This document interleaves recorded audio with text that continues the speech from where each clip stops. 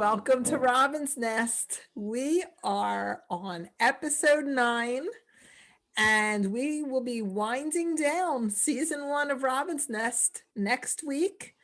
And we will pick up again sometime early next year, probably the second week or the first week of January. We'll see. But I want to thank everybody again for all of your support and encouragement during this thing that I decided to start doing just on a whim. And I appreciate all the listeners and I appreciate all the feedback. So thank you so much.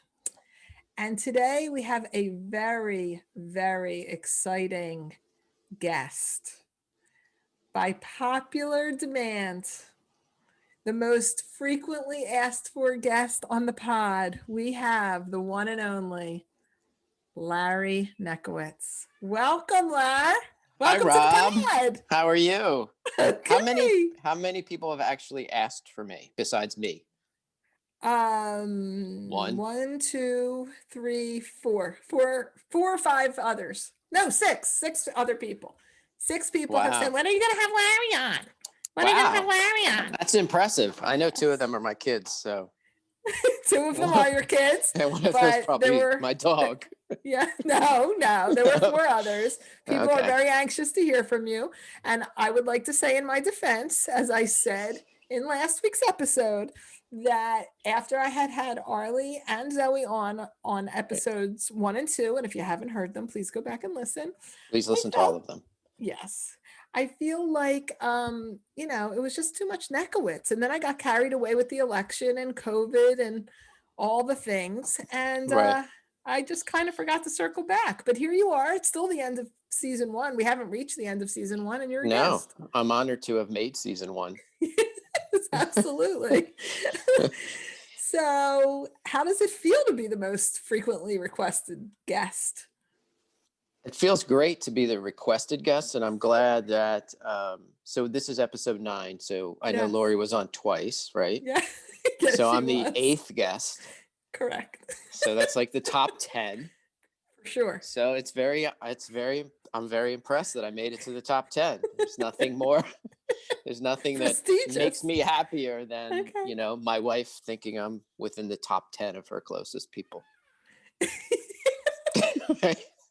You definitely are in the top 10. That I That's think that we good. could all agree with. That's good. I'm good. Okay, so for those new to the pod or people who don't know us, we have been married for 23 years, and we have 2 daughters. One of them is 21, the oldest one, 21. Arlie, That's and correct. the younger one, Zoe, is 18. Both in college, both at the same college at Temple. Arlie is a psychology major, going to pursue her career as a psychotherapist like her mother. Mhm. And Zoe is at Temple pursuing a theater education Marketing research major. career like her father. The dream of every college student. Unfortunately, that ship has sailed. She has no interest in anything like that. In fact, you should tell the listeners what it is Barely you do have for a interest living. in it. I've Yeah. tried to figure that out for 20 years, what I do for a living. Exactly. But she is a theater education major, so she is a performer and she wants to teach English and also perform and be a theater teacher. So that's our kids. And I guess people want to hear how do you think it's going so far, this whole marriage thing? Well, we've lasted 23 years so far, so we have to be doing something right if we lasted that long. So I think it's going great. Yeah. Marriage is not it's not easy all the time, but certainly requires a lot of communication and discussion and compromise at times, working through issues but so far I think we've raised 2 wonderful kids and a wonderful dog, and yeah. Well, how do you think it's going so far? I think it's going pretty well. Yeah. I think, I like you a lot in addition to loving you. This would be you a terrible time to like announce some, separation, some grand yeah, like separation. now's, Yeah. yeah, like this would be a Yes. terrible time. So, Yes. um, And we have been in marriage counseling at times, that's and we true. like to call it marriage camp. And the reason we call it Right. marriage camp is because we're never really dealing with very deep issues. We're mostly cleaning up the smaller issues before they become deeper issues. Right. We're the same people who went to premarital counseling before we got married to address the issues I thought might happen 10 years down the road. So, we're the kind of people who kind of try to deal with things as they come up. We're the opposite of the people who just avoid, avoid, avoid, avoid, avoid. Or at least I am somebody who does that. How would you describe yourself? I tend to avoid, uh, and um, I'm definitely someone who historically has not confronted issues head on. And that's one of the greatest things that I've learned from you is how to be coaxed sometimes, but how to deal with anxieties or issues that I'm feeling. Um, and so I think that's we have a good balance in a number of Mhm. issues, and I think that's one of the areas um, where we've done really well. Yes. Well, I So think that that's true. And while I think that I have been kind of the leader of, addressing all issues as they come up, I think that one of the mhm. things that I learned from you is that not every single thing has to be addressed.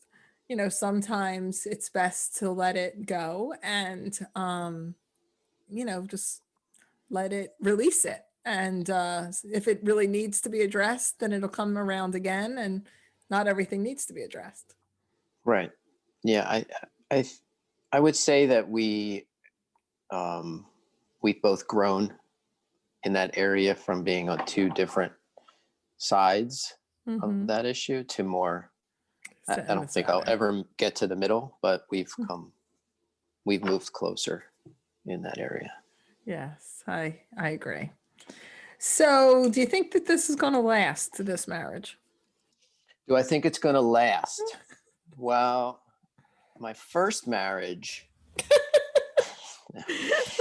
um, I I do think it's going to last. Nothing's ever certain in life. I think that's one of the things that we've learned this year. But I think we have a good foundation, and we also have good coping mechanisms for when there are issues that need to be addressed.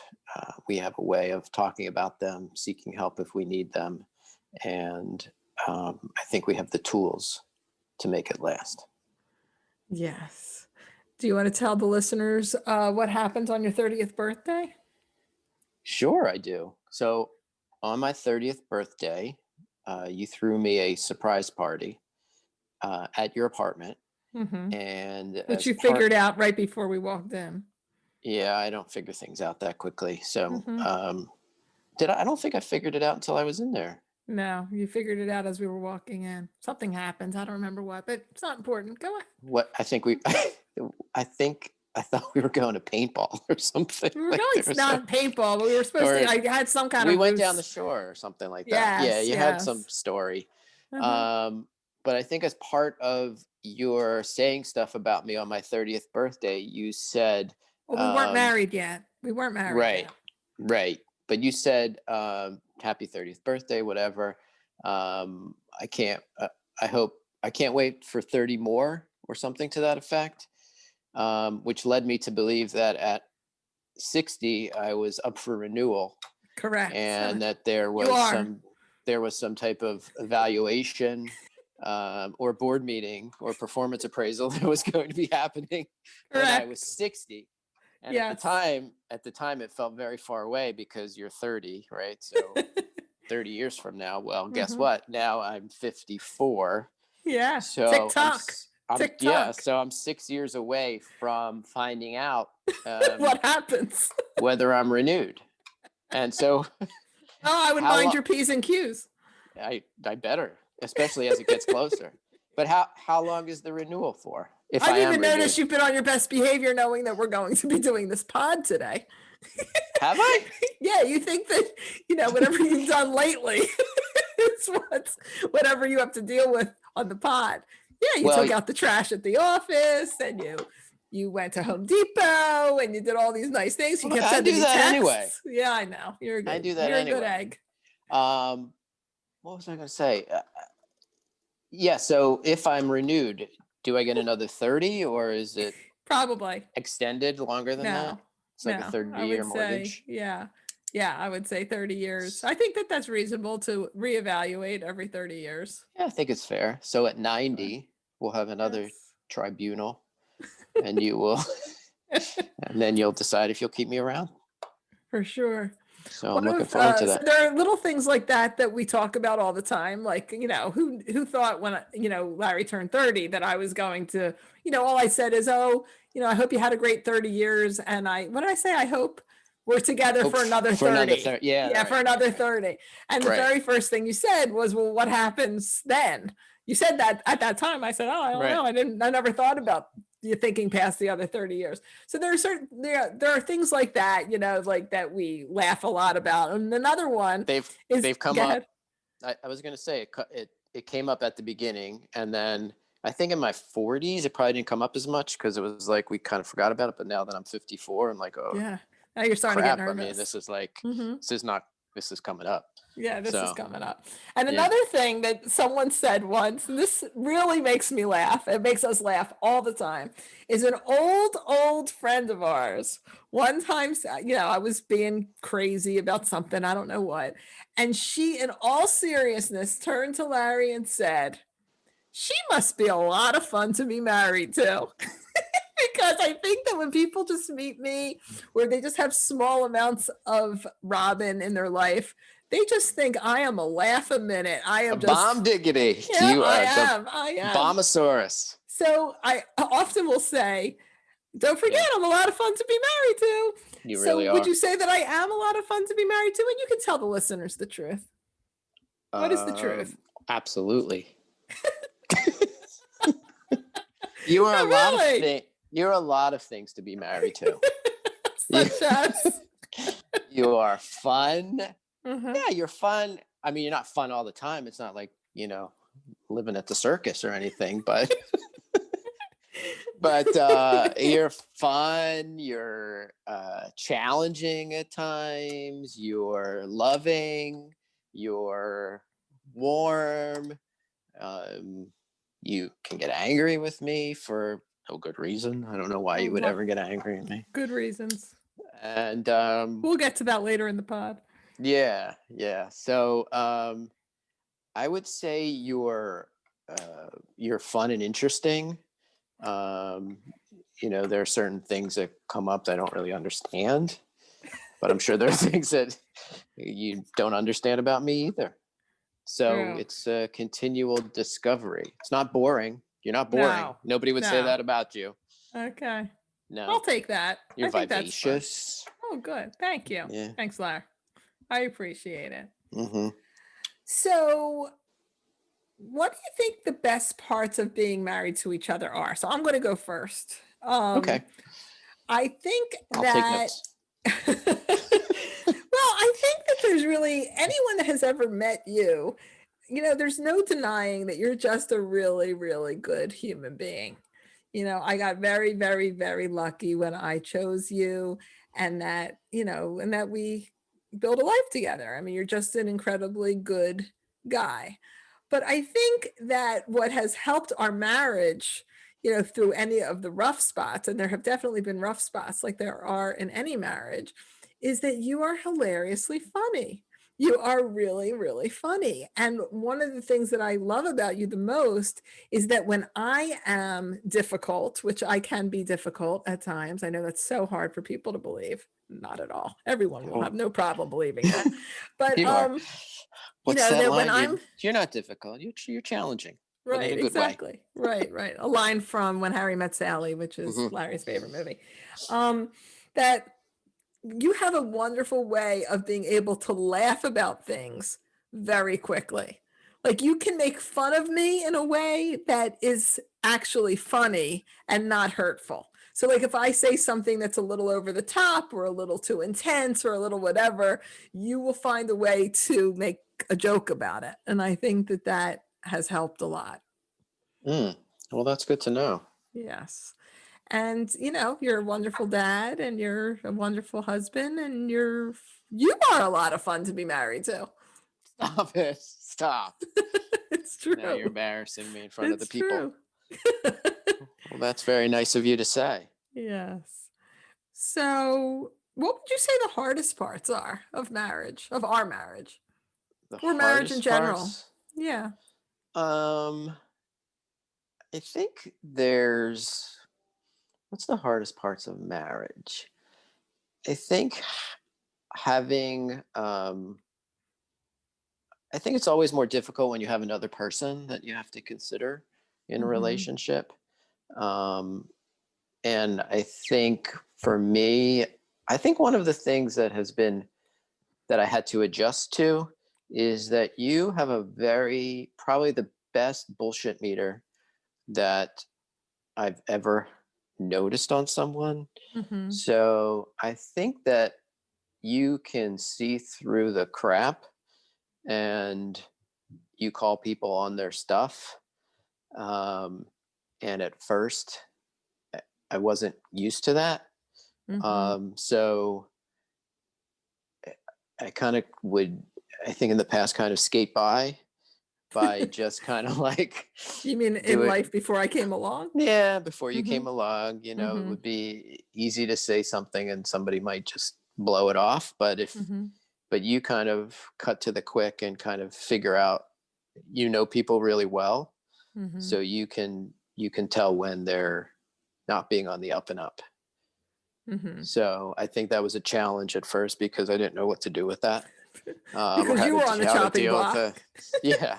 So I didn't know how to deal with like Mhm. I didn't know how to deal with some stuff, and so um, What stuff? but um, I just didn't know how to deal with someone calling me on things and Mm-hmm. challenging me Mm-hmm. and um, those that kind of thing. Mm-hmm. So, but what's the hardest stuff now? Now I think it gets to be like little things, like whether what we would call annoyances, like Mm-hmm. whether that's your crumbs on the counter, Mm-hmm. um, those things that just annoy, and for you maybe when you tend to lose things all over the house, and I get, Mm-hmm. like, where are the keys? Why aren't the keys where they were before? Mm-hmm. Like those kind of things are annoyances. But I think one of the things that I think we've really gotten into a groove now that we have an empty nest that's about to be fully nested again this weekend. Can't wait. Yeah, and I think it's important in a marriage for people to have separate interests, as well as I Mm-hmm. think we do really well with having things that we like to do together, but also interests that we do separately. Mm-hmm. And so we're not like 100%. We don't necessarily need to be 100% together all the time. Yes, but I also think like I really like that we're separated during the day, even if you're just working downstairs or I'm at work, but every night we come together and we sort of catch each other up on the day and, talk about anything. We always know that we have a place. I think that that's a big part of what makes our marriage work is I think that there's always a place to to put something that we need to talk about. Like if I know that something's bothering me, I don't have to hold on to it and think and get anxious over when can I talk to Larry about this because I know we'll talk about it at dinner. So Right. nothing ever builds up. That I think that that's a really big So there's a part. predictability. There's a Hmm. predictability to the relationship, I think, that, and there's that space where you can talk about things and you don't have to build resentments. All right. All right. Yeah. I mean, I think that hardest parts of marriage are that you and I are very, very, very, very different people. And it's also what makes us work, of course, we're yin and yang. Most of the people that I'm closest to in my life are very, very different than me. Right. Maureen is very different than me. Jill is very different than me. You're very different than me. So I definitely think that we're like a yin and yang, but I also think that there's obstacles that come along with that too, because how I might approach a situation is very different than how you would approach a situation. And I think that that showed up the most in our parenting. Would Mm. you agree? I think it has shown up in our parenting. I would agree. Mm-hmm. So I think that, we both were brought up very, very, very differently. So why Hmm. don't you talk a little bit about how you were brought up and how it affected your parenting, and then I will do the same. Well, I was brought up, well, interestingly, we were both brought up in Northeast Philadelphia. We actually grew Uh, up around the corner from each we other. lived, yeah, 3 blocks, right? Mm-hmm. But we didn't know each other until later. Um, but I think I was brought up in your typical, what's the word, nuclear? Like, Mm-hmm. you know, uh, Family of married, origin. yeah, married parents, typical Jewish family. We lived on a street where everybody knew each other and everybody kind of hung out together. And but we were very the neighborhood. We were very like limited. So I often talk about limited in terms of proximity. Like the whole world revolved around. You didn't go for people who know the area. You didn't like going to Oxford Valley Mall from Northeast Philadelphia was like you might as well have been taking a trip across the country. And I remember when I was 10, Mm-hmm. right, we went to see Rocky, right? And for Mm-hmm. some reason, we went to the Eric at Oxford Valley Mall, which was somewhere around where we live now. And I just remember thinking, oh my God, we're going north of Neshaminy, the Neshaminy exit on Route 1. And it was like it was like my life was bordered by Neshaminy Mall in one direction, Roosevelt Boulevard in another direction, Cottman Avenue the other way, and then Philmont over here. And that was your base, right? You live right here. It's sort of like that line in that movie. This is where you live, and he dances, and you can Right, only right. live right here. Hitch was it? Yes, yes. Yeah, or something like that. The one Mm-hmm. with what's his name? Anyway, so and I lived a very typical achievement orientation family. Education was important. Were you going to be a doctor or a lawyer? And I turned out to be a doctor, but not the kind of doctor that they thought I was going to be. Larry has a PhD. I showed them a PhD in what is industrial it? psychology. Industrial psychology. I stuck it to my parents. Yeah, not a medical doctor. No.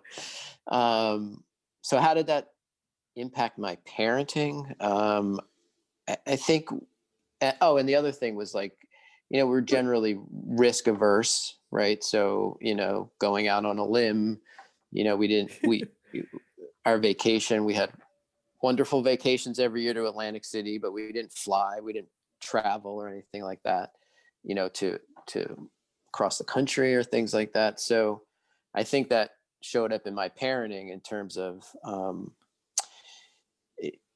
just expecting the kind of achievement or for my kids, and also, being very, wanting to give them a lot of stuff. So my nickname very early became Apple Daddy. Let me tell the listeners why Tell you that have the story. nickname Apple Daddy. So when Right. Arlie, our oldest daughter, was very young, probably 3 years old, one day she said to me, "When is Apple Daddy coming home?"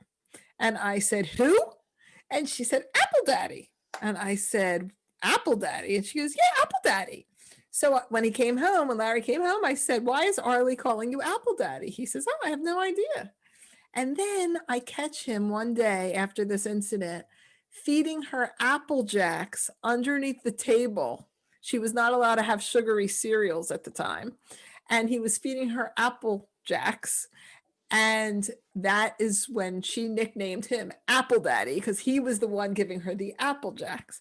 And that nickname of Apple Daddy has stuck in our family for years because Larry is definitely the softer touch around here. The softer And side. he's the softer side of Side of Sears, as my love. mother would say. Right. And so, if they wanted to try to get away with something, they would ask Dad. And if they really wanted solid advice, they would come to me. They wanted I think honest, that's still the straightforward. case. Yes, absolutely. It's exactly the same. How do you think that affected your parenting positively or negatively? Well, yeah, I think it positively. I think it's a way of demonstrating love, right? In a way that giving to your children, and providing for them and trying to meet their needs. I think on the negative side, it didn't teach them how to do things on their own. So I always use this example. So when I was in college, I went through all my freshman year, and obviously I did my laundry because you have to wash your clothes. And when I got to a fraternity and I moved into the fraternity house, we had chapter meetings, and at one of the meetings, one of the people who was in charge of the appliances in the house said, we really need to clean the lint screen on the dryer.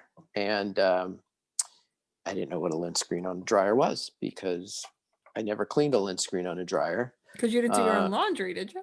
Because I didn't do my own laundry until college. But even in college, I never clean the lint screen on the dryer because I didn't know there was one. So I had to call home and ask what a lint screen was. And, so I think learning the basic, what do you call them? The activities of daily living. Yes. I think is really important. So, our kids, right, they started doing their own laundry when they went to camp, right? Isn't that they were very young.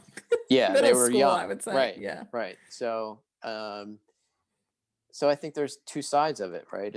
It's between not asking them to do anything,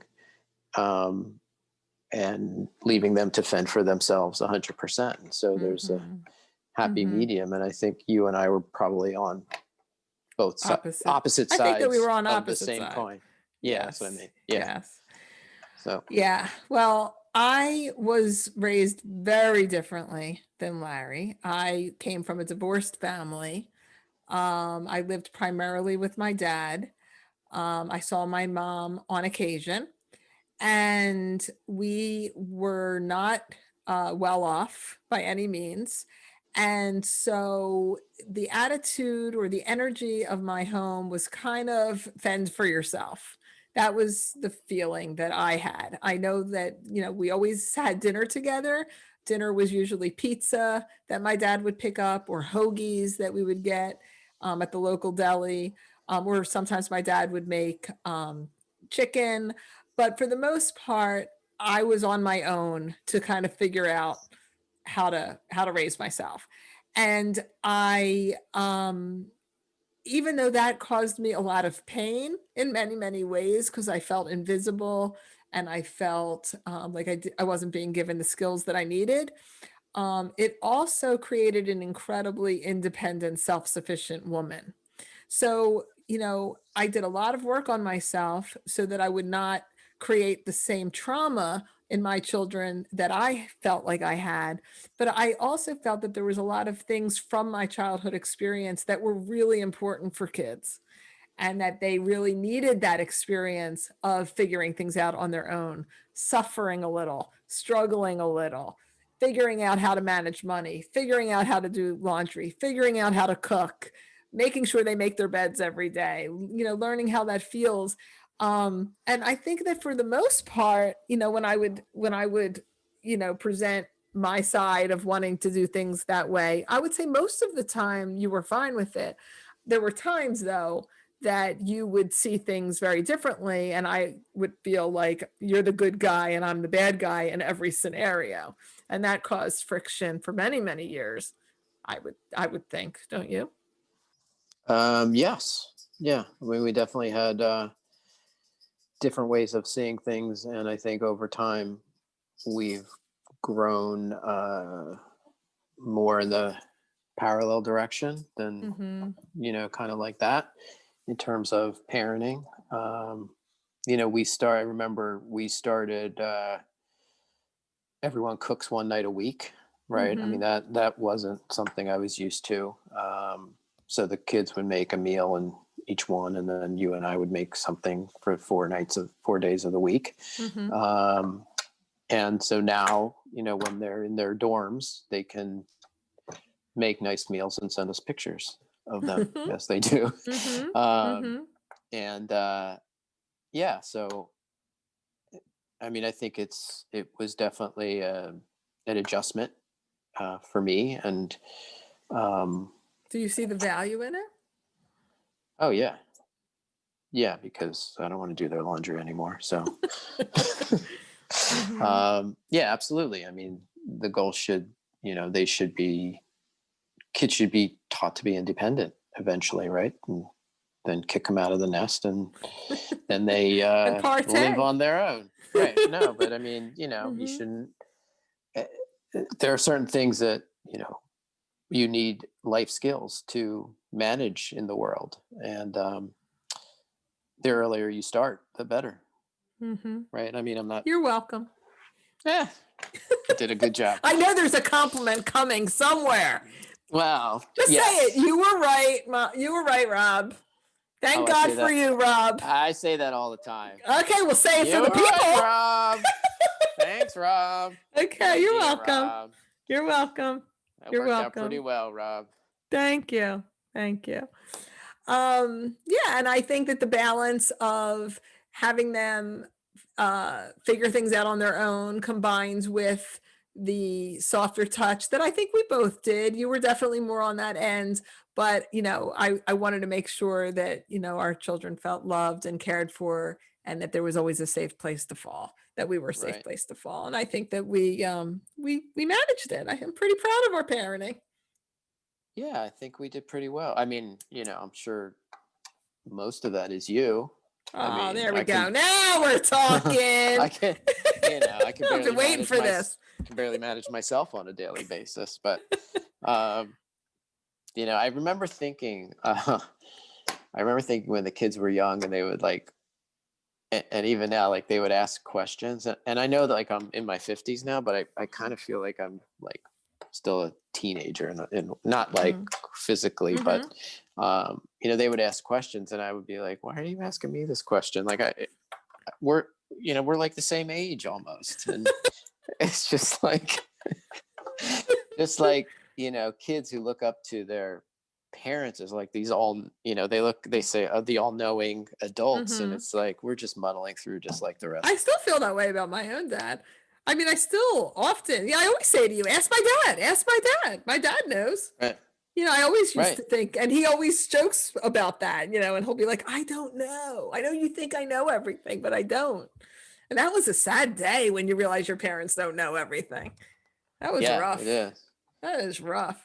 Well, even yesterday, Harley said she asked about how to ask for a raise. Right. Right. And I was thinking, how do you ask for a raise? And I was like, you ask for it. Here's what you say. Boom, boom, boom, boom, send. Right. But at first you're like, that's a really good question. Let me ask somebody who knows. So anyway. Yeah. How are you feeling about the empty nest? I love the empty nest. I mean, I miss the kids. Of course. Let me just get that out there. Uh-huh. I love my kids. Uh-huh. And I miss them. Mm-hmm. But I do love the empty nest. Why do you think you love it so much? House is cleaner. The house is cleaner, although if I turned around this iPad, you'd see the island and you would be happy. Mm-hmm. I would like to officially Yeah. Apologize to the children. I say To it all me? the time. Yeah, no, Oh, I'm apologizing to the children yeah. for thinking that you were the reason the kitchen was always a mess, I because think since you're you about left the to house, throw me under the bus. yeah, since you left the house, the kitchen is as much of a mess as it was before you left. And I Right. have come to the conclusion you were not the problem. Dad was the problem. I was hiding Correct? behind them. I was hiding behind Yes. them the whole He was time. really throwing you guys under the bus all those years, saying, I wasn't me. But it really Yeah. has been It him, was because me he the whole doesn't clean up time. a blessed thing. No, I Yeah, do clean there's up. no, you say you clean up, but there's crumbs and See, sticky these are the stuff things that are all over. I hard can't about the stand it. marriage, Yeah. right? This We is have probably our different biggest levels. issue. We have different levels of cleanliness. Right. What? So Right. I prefer well, not to have my kitchen sticky, and you don't mind it. don't mind it. Doesn't matter to I me. know. I Doesn't can't bother stand me it. one iota. Stickier the better. So what were you saying? I don't remember How what do the you feel? question How do you was. feel about the empty nest? Oh, I like it's quieter. There's less activity. Mhm. I think sometimes the activity got a little overwhelming Mhm. with different things going on I'm and being asked questions work all the and time. school. The Right. Yeah. questions, right? Constant questions. Like we're Have you supposed to seen know. my? Can I go to? Is it all right if? Oh my Right. God. I don't want to think anymore. Too old to think. Yeah, it's enough. So Can I take the car? plus you redid the entire downstairs and upstairs. Well, not the whole upstairs, but you redid the whole living room. So Mm-hmm. it's like now a quiet oasis of Mm-hmm. Shangri-La relaxation. Yeah. Comfort. Yeah. So Recliners. I do enjoy it, and it's just a simpler life. Yes. We should tell everybody about Sundays with Mother. You want to tell them? No, I think you should tell them. Sundays with Mother is a ritual, a new family ritual with just the two of us, where we eat our dinner in front of the TV in the living room. Just like old people do. Just like old people do. Watching Wheel of Fortune. But we don't watch Wheel of Fortune. We don't watch Wheel. We don't watch Wheel. We watch CBS Sunday Morning. And 60 Minutes. And 60 Minutes. But it just reminds me of in olden times when the TV dinners, like the Swanson TV dinners, and you just sit in front of the TV and we don't talk. We don't talk because we do talk every day. We talk every night. We sit down for dinner and we talk, but there's also something really fun about having Sundays with Mother where we just take our reheated food. It's every man for himself. And we just sit in front of the TV and we do not talk and we just watch our program and we eat our food and it's fun. And it's delicious. In the spirit of full disclosure, I should say that we do occasionally have a Thursday night edition of Sundays with Mother when it's been a particularly difficult week. Yes, which is tonight. Exactly. There you go. So we will be doing that. Some people the kids have happy hour on Thursday. We have special Thursday night edition of Sundays with Mother. Exactly. All right. So, okay. So let's do a quick marriage tag. We'll just ask each other a couple questions. We got these off the internet. We just thought this would be fun. So there was a whole bunch of questions. We're not going to ask each other all of them. I picked a few to ask and Larry doesn't know what these questions are. And he picked a few and I don't know what they are. They may be the same ones. We have no idea. So you're asking me about you. We're winging it, huh?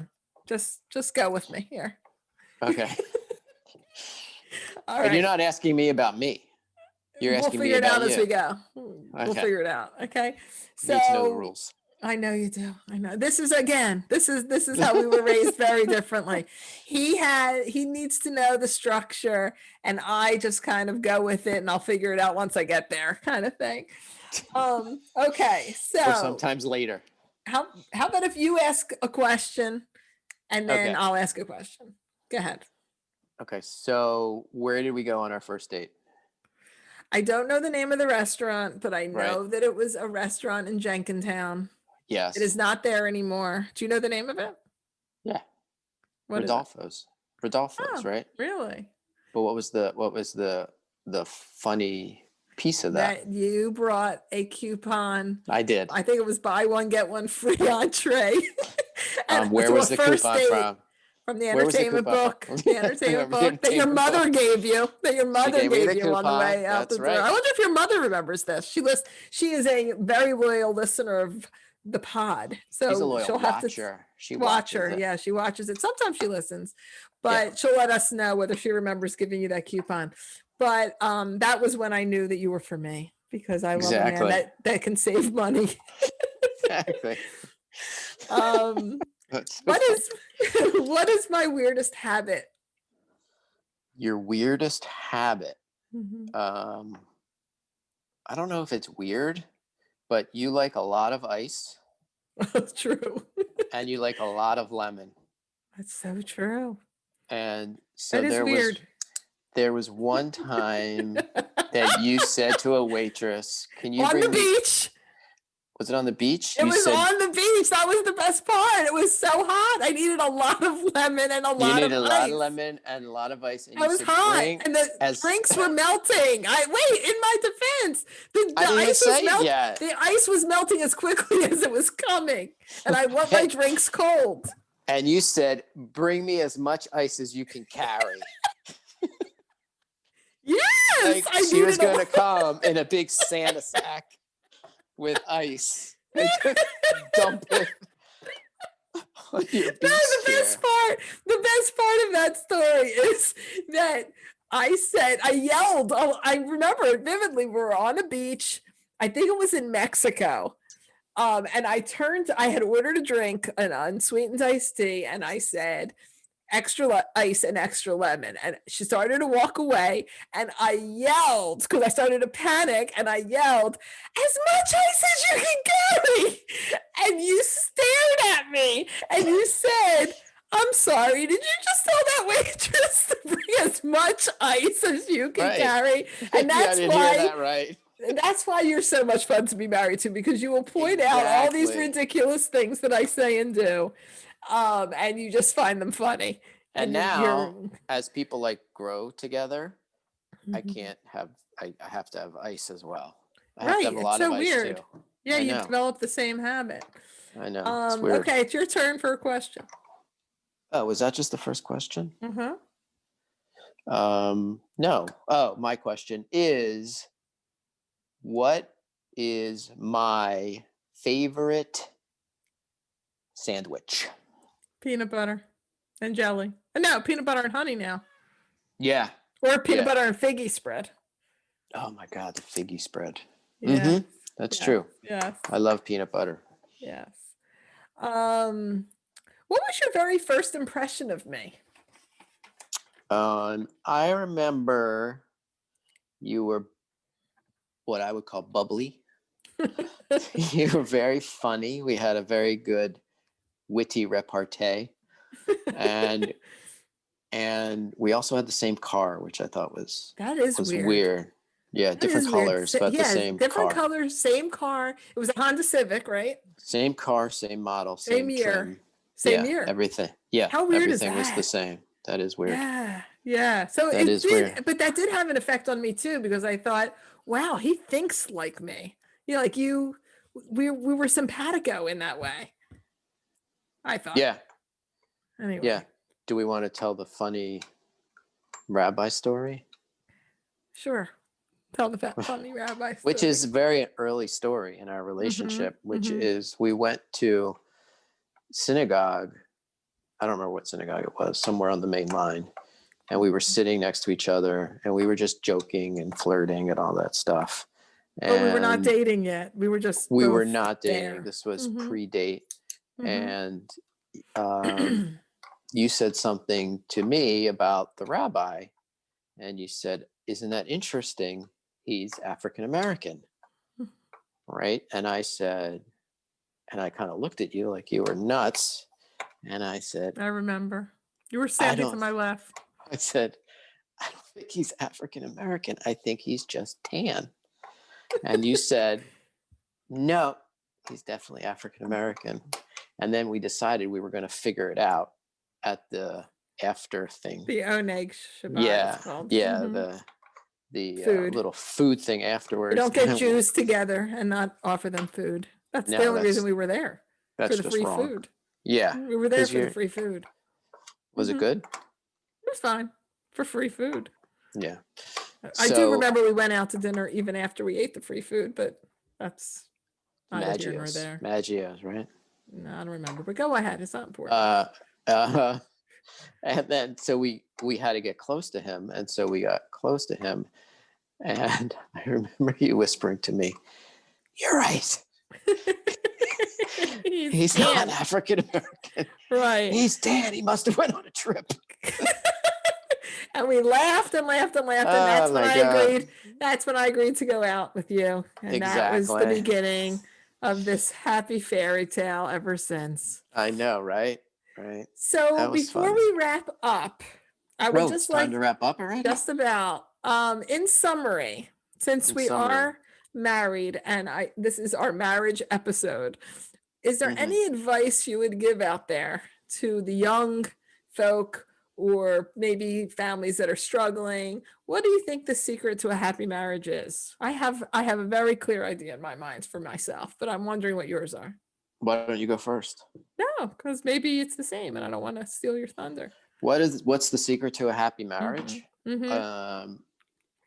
I think the secret is to not stress over the small stuff, Mhm. right? To have to be able to talk about stuff, to not keep Mhm. it inside, to be Mhm. able to work things out, Mhm. to stay calm, Mhm. to work on yourself, Mhm. so that you can be a good partner, Mhm. to know how do I put this, to know like what's important to the other person Mhm. and what their background has been, so that you don't Mm. step in Triggers. like the minefields that Mhm. we all have certain issues and triggers, and to be mindful of those and to not use those as Mhm. weapons, Mhm. and to be sensitive to the other person's feelings, needs, Mhm. wants, and that those things can change over time. Mhm. Mhm. That's deep, Blair. Was it? Yeah. Okay. It was a lot deeper than I thought you were going to go. Really? Yeah. In fact, I was just going to say one thing, but now I'm going to say two because you've inspired me. The one thing I was going to say, and the first thing that jumped to my mind is laugh. I think that you Yeah, that have helps. to laugh. I mean, you just have to laugh at the things that upset you, the things that make you mad. They're all ridiculous. Most of them are. And to be able to just not take yourself or the other person too seriously, I think that is the key. I really do, at least for me and for us. But the other piece that I think is important that you didn't mention that I think is also really, really big is that don't assume that because you're triggered by your partner, that your partner has done anything wrong. A lot of times you personally have certain triggers that are personal to you that your partner accidentally stepped on. Like if I have, a trigger of not feeling listened to, and and Larry is distracted and I'm really angry at him because he's not listening to me, to also acknowledge that while that's annoying, that he should have been listening, or he should have said, I can't listen to you right now, and that's also true. But the bigger issue is that I have to own my stuff, that I have issues around that. So not to put too much meaning on the things that trigger us, and not put too much meaning on the other person as if they've somehow purposely tried to hurt us, or I've told them 1,000 times, why does he keep doing that? It's not really, people are wildly imperfect, and we have to keep our own side of the street clean, I would say. And I think, can I Yeah. add one more Last thing, sure.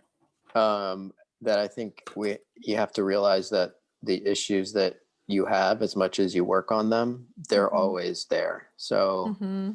like, whether the attaboy kind of achievement, external reinforcement type stuff, even though you can bring it to consciousness, or you can bring, like your issues about not being listened to, you can bring that to consciousness. It's always there. And it, it just, it's always good to be aware of what your issues are. Mhm. But I don't think they ever disappear They don't 100%. disappear, but I think the more you work on them, the better you can manage them. Yeah. And the more you can acknowledge, oh, this is a sensitive issue for me, and it's not necessarily that my partner has done anything to me. This is an issue for me. You could take more responsibility for your own self. And then the other person doesn't have to take it as Right. an offense to them. Right. Like you could Mhm. say, oh, this is, You've this done is their something issue terribly wrong. about blah blah blah blah blah. It's not really Mhm. about me. Right. Exactly. Like if I have a big overreaction, you don't have to think, oh my God, I've done something terribly wrong. It's just, oh, she's having this overreaction because this is a sensitive issue for her. And you can own that, well, I should have been more sensitive, but not Mm-hmm. own the whole reaction. Right. So, Right. okay, well, we are about to end. I wanted to say before we sign off that I am going to be doing that Q&A format throughout the second season. I'm going to do them every 2 or 3 episodes because people really enjoyed them. So feel free to submit questions anytime after any podcast, and I will keep a running list of them, and I will answer all of your questions when I do that podcast of Q&A. And I want to thank Larry. Thank you, Larry, for coming on the Thanks, pod. Robin. It was a Thanks for being pleasure. here. It's a pleasure meeting you. I hope you I hope enjoyed I it. can come back again sometime. You absolutely will. And please follow me on Instagram at robins_nest_pod. And you can also watch these podcasts on YouTube by searching Robin's Nest Podcast. And with that, I thank you for being here. And I will see you next week for our finale. And then I will see you after the new year. Thank you so much. Thanks, Larry. You're welcome. See you later. See ya.